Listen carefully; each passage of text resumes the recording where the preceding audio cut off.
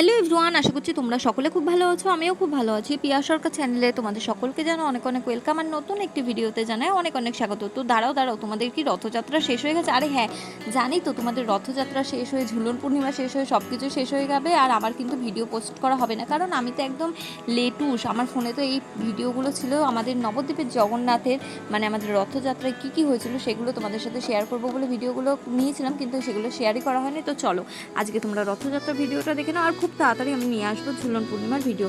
তো এটা ছিল রথযাত্রার দিন। আমরা খুব হাসাহাসি করতে করতে আমাদের খালপাড়ে ওখান দিয়ে প্রথমে চলে আসলাম, আর আমরা কিন্তু যাচ্ছিলাম রথ দেখতে। আর রথ দেখতে যেতেই দেখছিলাম রথ বেরিয়েই পড়েছে, আর এখানে প্রচুর লোকের সমাগম, আর তার সাথে এত আনন্দ, এত বাজনা ঠাকুরের, কি বলবো। তো চলো সেটাও তোমরা একবার এক ঝলক দেখ।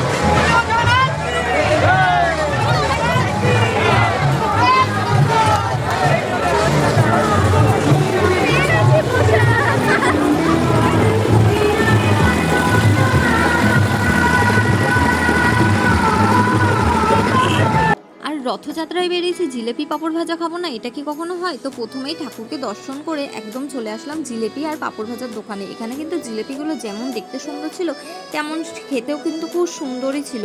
আর আমরা জানো তো ভাবছিলাম কিন্তু জন্মস্থানের দিকে যাব, আর আমরা শুনছিলাম লোকের মুখে জন্মস্থানের ওই দিকে যাওয়াই যাবে না। আর যাকে দেখছি তার পায়ে দেখছিলাম কতটা করে কাপড় ভিজে গেছে, নয় প্যান্ট ভিজে গেছে। আমরা এইদিকে হাসাহাসি করছিলাম, মানে প্রথমে আমরা বুঝতে পারিনি মানে ওইদিকে কি হচ্ছে। তো পরে শুনতে পারলাম জন্মস্থানের ওইদিকে রাস্তাটা যেহেতু একটু নিচু আছে, তাই ওইদিকে বৃষ্টিতে অনেকটা করে জল জমে গেছে। আর যেহেতু জন্মস্থানের থেকে রথটা বেরিয়ে কিন্তু এইদিকেই আসবে, তো ভাবলাম চলো ওই জলের মধ্যে না গিয়ে আমরা এখানেই একটা কোনো জায়গায় দাঁড়িয়ে পড়ি। তো সবাই মিলে অনেকক্ষণ ধরে অপেক্ষা করছিলাম, রথ খুব আস্তে আস্তে আসছিল। প্রায় আমরা 1-1.5 ঘন্টার উপরে দাঁড়িয়েছিলাম প্রভুকে দেখবো বলে। আর আমাদের এইখানে জানো তো প্রত্যেকটা রথে বলো বা যে কোনো অনুষ্ঠানে বলো প্রসাদ কিন্তু দেয়। তো এবারে রথ ছিল বলে প্রত্যেক জায়গায় জায়গায় দেখছিলাম জিলিপি পাঁপড় ভাজা দিচ্ছিল। আমি কিন্তু বেসিক্যালি মানে এই প্রাচীন মায়াপুরের দিকটা আসি না, আমরা বেশিরভাগ পোড়ামতলাতেই যাই। তো এবার এই রিয়ার বোন সকলে মিলে এসেছিলো বলে আমরা কিন্তু প্রাচীন মায়াপুরের দিকে এসেছিলাম। তো আস্তে আস্তে দেখো রথটা আসছিলো, আর এই লোকের ভিড়টাও কিন্তু এখানে বেশ ভালোই জমে যাচ্ছিলো। সব লোক কিন্তু ওই একটা জায়গায় করে মানে এই রাস্তার এই দিকেই দাঁড়াচ্ছিলো, কেউ আর ওই জল পাড়িয়ে বেশিরভাগ লোক কিন্তু আর জন্মস্থানে ওইদিকে যায়নি, কারণ ওইদিকেও কিন্তু খিচুড়ি প্রসাদ আরও অনেক কিছু দিচ্ছিলো। কিন্তু আমরা আর ওই জলের জন্য এই ভালো জামাকাপড় পরে যেহেতু গেছি সেহেতু আর যাইনি। তো এখানে দাঁড়িয়ে দাঁড়িয়ে আমরা কিন্তু আনন্দ করছিলাম।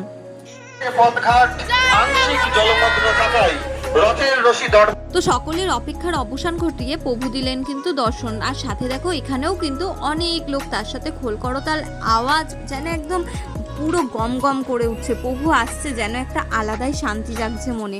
তো এখানে প্রভুর পুজো হবে এখানে একটা বাড়িতে, যার জন্য সেখান থেকে লোকগুলোকে সমস্ত সরিয়ে দেওয়া হচ্ছিল। আর দেখো সবাই কিন্তু টেনে টেনে রথটা কিরকম সামনে আনছিল। তো চলো তোমাদেরকেও দেখায়। ভিড় কাটিয়ে আমি একটু প্রভুকে সামনে থেকে দেখবো বলে একদম কিন্তু সামনে চলে আসলাম। কিভাবে কি পুজো হয় আমারও খুব দেখার ইচ্ছা হলো। তো দেখো কতটা সামনে চলে এসেছি, আর এখানে কিন্তু পুজোর প্রস্তুতি চলছে। তো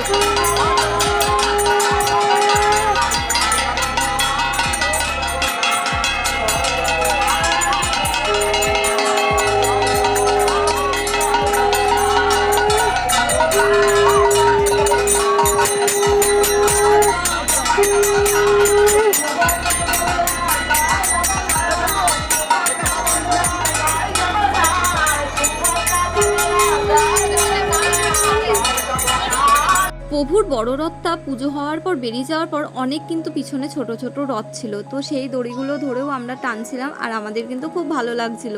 আর তারপর আমরাও আস্তে আস্তে কিন্তু আমাদের পোড়ামতলার দিকে চলে আসি, আর তার আগে আমরা চলে এসেছিলাম আমাদের গৌর সুন্দর বাড়িতে। আর তোমরা কি জানো একটা ঘটনা, পুরী ধামে কিন্তু আমাদের যে গৌর সুন্দর মানে মহাপ্রভু শ্রী জগন্নাথ দেবকে দর্শন করতে গিয়েছিলেন, কিন্তু এখানে আমাদের নবদ্বীপে কিন্তু তার একদম অন্যটা হয় বলতে আমাদের এই যে শ্রী ধামেশ্বর মহাপ্রভুকে, শ্রী গৌরাঙ্গ মহাপ্রভুকে আমাদের যে জগন্নাথ দেব যে রথযাত্রায় বেরোন তারা কিন্তু সকলে প্রভুকে দর্শন করতে আসেন, মানে পুরোটাই উল্টো।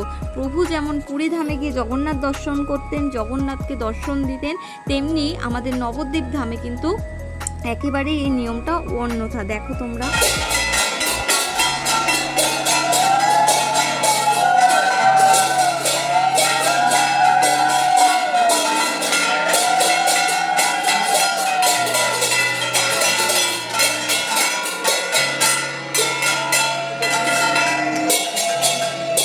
তোমরা দেখলে প্রভু জগন্নাথ দেব কিন্তু এই যে ধামেশ্বর মহাপ্রভুকে দর্শন দিয়ে পুজো নিয়ে রথযাত্রার উদ্দেশ্যে রওনা দিলেন। এখানে কিন্তু ছোট ছোট অনেক রথই আসে, আর গৌরবাড়িরও কিন্তু একটা বেশ রথ রয়েছে। রথযাত্রার দিন জানো তো গৌরবাড়িটা একটু আলাদাই জমজমাটি হয়ে ওঠে, তার সাথে জিলেপিও থাকে। তো আমরাও চললাম প্রভুর এই রথের পিছন পিছন আগিয়ে দিতে। তারপর আমরা চলে আসলাম পোড়ামতলায় মা পোড়ামাকে দর্শন করতে। আর এখানে এসে দেখি বেশ সুন্দর একটা বিয়েও হচ্ছে, বেশ ভালোও লাগছিল। তারপর চলে আসলাম পোড়ামাতলা মোড়ে, যেখানে আরও রথযাত্রার যে রথগুলো আছে সেগুলো বসে। তারপর সেখানে চিনিকলা দেবো বলে একটা চিনিকলাও নিয়ে নিলাম, কিন্তু আমার মনটা একদম খারাপ ছিল, হয়তো স্মৃতির পাতায় থেকে যাবে। এটাই কি হয়েছিল জানো তো, একটা ঘটনা। আমরা যখন গৌর বাড়িতে গেছিলাম, রিয়ার বোনের জুতোটা চুরি হয়ে গেছিলো। সেই বেচারা ওই গৌর বাড়ি থেকে পোড়ামাতলা পর্যন্ত খালি পায়ে এসেছিল, তো যার জন্য আমরা আর বেশি কিছু ঘুরতেও পারিনি। এইভাবেই রথযাত্রার দিনটা এখানে চিনিকলা দিয়ে আমরা চলে গিয়েছিলাম। তো এইভাবেই রথযাত্রাটা আমরা উপভোগ করেছিলাম। তো নবদ্বীপের এই যে প্রভু জগন্নাথ দেব আর মহাপ্রভুর যে দর্শনের যে ভিডিওটা রথযাত্রা, তোমাদের কিরকম লাগলো অবশ্যই জানিও, আর ভালো লাগলে লাইক কমেন্ট শেয়ার করে দিও। আজকের মতো সবাইকে টাটা।